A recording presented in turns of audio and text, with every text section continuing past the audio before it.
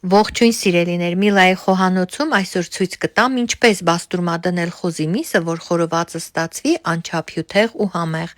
Աշխատանքային սեղանի վրա մի շերտով դասավորում ենք մսակտորները, վրան աղ ավելացնում, կարմիր քաղցր պղպեղ, սև պղպեղ, չոր կանաչիներից ցիտրոն եւ ռեհան։ Ձեռքով լավ տրորում ենք, նույն համեմունքներն ավելացնում ենք մսի հաջորդ երեսին։ Շերտատում ենք գլուխ սոխը եւ կիվին։ Կիվին հենց այն բաղադրիչն է, որից մեր բաստուրման դառնում է անչափ համեղ, միսն էլ ավելի ճիշտ խորովածը շատ հյութեղ։ Եվ այսպես թասի մեջ շերտ դասավորում ենք միս, սոխ, կիվի, միս, սոխ, կիվի, վերջում ավելացնում եմ տնական քացախ, ձեռքերով մի լավ տրորում եմ, մարինացնում 2-ից 3 ժամ սառնարանում։ Այդ ընթացքում պատրաստում եմ կարտոֆիլ, որը եւս համեմում եմ աղով, կարմիր պղպեղով ու մանրացնում կլորակների եմ վերածում սոխը։ Միսը ուղարկում եմ խորովելու եւ ստանում ահա այսպիսի համեղ, հյութեղ, անչափ փափուկ խորոված։ Անուշ լինի ուտողներին։